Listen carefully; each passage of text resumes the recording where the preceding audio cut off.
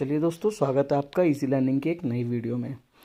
बच्चों, आप लोगों का कल इंग्लिश का एग्जामिनेशन है, तो ये कुछ लास्ट फ्यू टिप्स हैं कि पेपर को अटेम्प्ट कैसे कर रहा है इसको लेकर।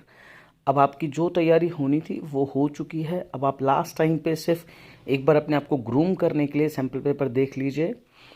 कल पेपर आप जब देने जाएंगे तो कुछ पॉइंट्स हैं जो आप याद रखिएगा। जैसे आप रात को रेस्ट प्रॉपर कीजिएगा, सुबह उठकर पैनिक नहीं होना है कैसे भी। अब आपने बहुत अच्छे से प्रिपरेशन करी है, अब वॉर का टाइम है, अब वॉर में अपनी जो भी प्रिपरेशन है उसे दिखाने का समय है, तो बिल्कुल नर्वस होने की ज़रूरत नहीं है। दूसरी चीज़, घर से टाइम पे निकलिए ताकि आप सेंटर पे टाइम पे पहुंच सकें। अपने साथ ब्लू पेन्स लेके जाइएगा, ब्लैक पेन्स रिक्वायर्ड नहीं है, ब्लैक पेन्स मत लेके जाइए। ट्रांसपेरेंट वाटर बोतल लेके जाइएगा, अगर ट्रांसपेरेंट वाटर बोतल नहीं है तो उसे सेंटर में अलाउ नहीं किया जाएगा। इसके अलावा आपके पास किसी भी तरीके के कोई दूसरा पीस ऑफ पेपर ना हो, ये ध्यान रखिएगा। आप अपने साथ अपना एडमिट कार्ड, अपनी स्कूल की आईडी, अगर आप पे स्कूल की आईडी नहीं है तो अपना आधार कार्ड ज़रूर साथ लेके जाइएगा। अब आप सेंटर पे पहुंच गए, सेंटर पे आपने क्वेश्चन पेपर मिल चुका है और उसके बाद क्या करना है उसको लेकर कुछ टिप्स है। तो सबसे पहला पॉइंट याद रखिए, फर्स्ट क्रूशियल 15 मिनट्स के बारे में। 10:15 पर आपको क्वेश्चन पेपर मिलेगा और 15 मिनट्स का टाइम मिलेगा आपको उसे रीड करने के लिए। आप 15 मिनट्स में ध्यान से, ज़्यादातर बच्चे उस टाइम को वेस्ट कर देते हैं रीडिंग सेक्शन को पढ़ने में। मत पढ़िए रीडिंग सेक्शन को, रीडिंग सेक्शन के अलावा देखिए। उस 15 मिनट में आप ये देख लीजिए नंबर ऑफ क्वेश्चंस कितने हैं, इंटरनल चॉइसेस कितनी हैं, कौन से क्वेश्चंस आपको पहले अटेम्प्ट करने की ज़रूरत है। दूसरा सबसे इंपॉर्टेंट टिप कि आपको पेपर पढ़ने के बाद काम रहना है। आपको आता हो तो ओवर एक्साइट मत होइए, आपको नहीं आता तो डिप्रेशन में मत जाइए। कोई दिक्कत नहीं है, शांत रहेंगे, पेपर अच्छे से अटेम्प्ट कर पाएंगे, ज़्यादा बेहतर आपको रिजल्ट आ पाएगा। अगर आपने पैनिक किया, आप ओवर एक्साइटेड हो गए तो आप गलतियां ही कर आओगे। इसलिए सेकंड पॉइंट याद रखना है, काम रहना है। तीसरा पॉइंट बहुत इंपॉर्टेंट पॉइंट है, टाइम मैनेजमेंट।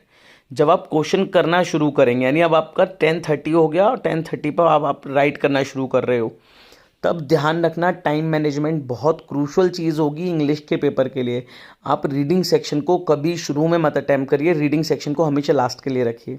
राइटिंग और लिटरेचर जितना अप्रोप्रिएट है उतना ही लंबा आंसर लिखिए, एक्स्ट्रा टाइम इन पर मत दीजिए। अगर मान के चलिए कोई क्वेश्चन है 40-60 वर्ड्स का है, 40-60 में ही कंप्लीट करिए, ऐसे मत बनाइए उसे। जब ऐसे है तब ऐसे राइटिंग कीजिए, तब उसे शॉर्ट मत कीजिए। इस तरीके से लास्ट में जब आप रीडिंग सेक्शन पे जाएंगे, देखो बच्चों, रीडिंग सेक्शन ही एक ऐसा पार्ट होता है जो टाइम कंज्यूम करता है, क्योंकि वहाँ पर आपको पूरे के पूरे कॉम्प्रहेंशंस को रीड करना है, फिर उसके क्वेश्चंस के अकॉर्डिंग उनके आंसर निकालने हैं।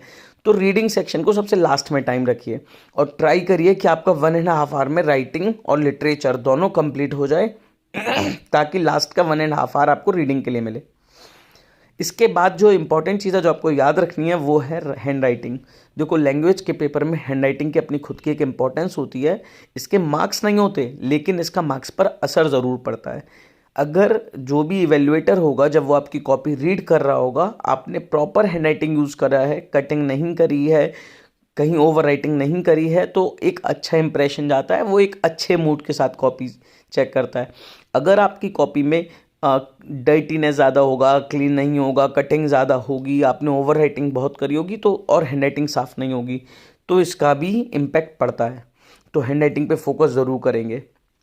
अगली चीज़, 5th पॉइंट, कि आपको हर एक क्वेश्चन अटैम्प्ट कर आना है, चाहे आपको आता हो या आपको ना आता हो, आपको अटैम्प्ट ज़रूर करना है। अगर लिटरेचर का कोई क्वेश्चन आपको एग्जैक्ट आंसर नहीं आता, तो उस आंसर से रिलेटेड कहानी का जो भी पार्ट आता है उसको लिखा उतना, अनअटेम्प्टेड नहीं छोड़ कर आना कुछ भी। तो पूरा पेपर अटेम्प्ट करना है, चाहे लिटरेचर हो, इवन चाहे रीडिंग पोर्शन का भी हो। रीडिंग का भी आंसर है तो आप चाहे ऊपर के पैराग्राफ से नहीं आता कुछ भी लिखाओ, ऐसा नहीं करना है कि आपको खाली छोड़ कर आना है। अगर नहीं आता तब आपको कुछ ना कुछ ज़रूर लिख कर आना है। इसके बाद लास्ट पॉइंट है मेरी तरफ से, वो है 15 मिनट्स जो लास्ट के बचेंगे, ट्राई कीजिएगा उससे पहले ही आपका पेपर कंप्लीट हो चुका हो। उन लास्ट 15 मिनट्स में आप अपनी कॉपी को क्रॉस चेक कीजिएगा सेक्शन वाइज। जैसे सेक्शन ए में 10 क्वेश्चन हैं तो मैंने क्या 10 के 10 आंसर लिख रखे हैं। सेक्शन बी में मान के चलिए 5 क्वेश्चन है तो क्या मैंने 5 के 5 आंसर लिख रखे हैं। इस तरीके से सेक्शन वाइज अपने आंसर जितने भी हैं उन्हें चेक कीजिए, क्वेश्चंस के साथ में। इससे ये पता चल जाएगा कि कहीं आप कोई क्वेश्चन अनअटेम्प्टेड तो नहीं छोड़ कर आ रहे हैं। बस मेरी तरफ से कुछ टिप्स हैं, इन्हें ध्यान ज़रूर रखिएगा। आपको सभी को ऑल द वेरी बेस्ट। बच्चों, आप सबने बहुत अच्छे से पढ़ाई करी है, बस अब समय आ चुका है उसको दिखाने का। तो कोई पैनिक होने की ज़रूरत नहीं है, कोई हड़बड़ी की ज़रूरत नहीं है, आराम से करिएगा। हम सभी की विशेज़ आपके साथ में है। चलिए बच्चों, आपसे मिलते हैं अगली वीडियो में।